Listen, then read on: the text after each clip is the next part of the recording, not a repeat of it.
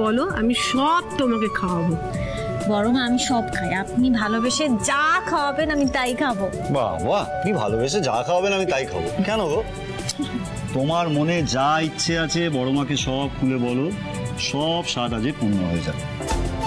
আর তাছাড়া দেখো বৌদি, তোমার সুবাদে আমরা একটু ভালো মন্দ বড় মা তুমি ছোট্ট ভাইকে মারলে আমাকে মারলে হবে? শোনো, লজ্জা পেও না, যা খেতে চাও বলে দাও, আমরাও খেয়ে নিতে পারবো। একই ব্যাপার হলো, তাই না? একটা চল আমাকে স্বাদ নিয়ে এত আদিক্ষেতা করার কি আছে আমি ঠিক বুঝতে পারছি না।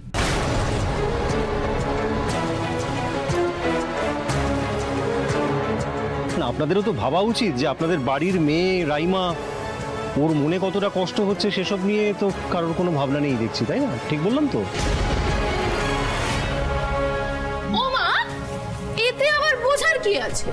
না মানে রাইমাদির গাছে যে ফল ধরবে না সে তো আমরা সবাই অনেক দিন ধরে জানি, কিন্তু তাই বলে কি যে গাছে ফল ধরবে সেই গাছের গোড়ায় কেউ জল দেবে না, তার যত্ন নেবে না, আর নাকি সেটা নিয়ে আনন্দ করবে না? হ্যাঁ বেবি, কি ধরনের কথাবার্তা এটা? চুপ করো। কেন রে দিদি, বেবি তো ঠিক কথাই বলেছে। তুমি তো যেন কারো সুখ থেকে সহ্য করতে পারো না। আরে তুমি না, তোমার তো এখন অনেক টাকা, কারোর কাছে তো হাত পাতার দরকার নেই। দেখো না, কাউকে অ্যাডপ্ট ফ্যাডপ্ট করে নাও না। ভাই তুই চুপ করবি?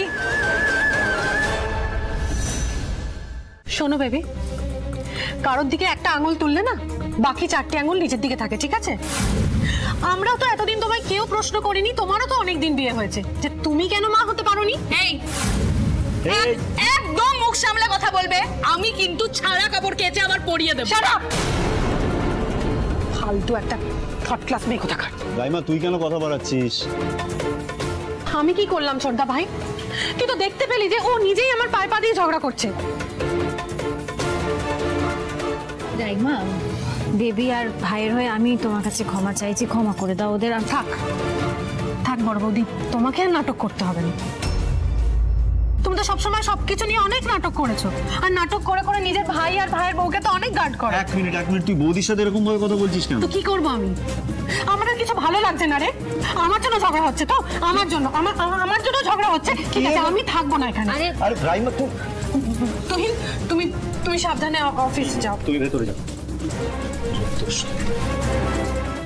এখান থেকে যাওয়া আর কোনো কথা বলবে না। আমি বললাম তো, যাও এখান থেকে, আর একটা কথা বলবে না।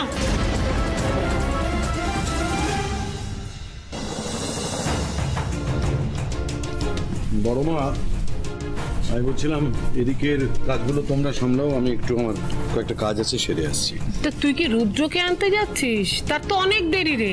হ্যাঁ, আমি তো প্রথমে অফিসে যাব, অফিসের কিছু কাজ আছে, তারপরে আমি ওখান থেকে এয়ারপোর্টে গিয়ে রুদ্রকে পিক আপ করে আনবো। কেমন? আচ্ছা শোন, আসার পথে মনে করে স্বাদের মিষ্টিগুলো নিয়ে আসিস, কেমন? সে আর বলতে।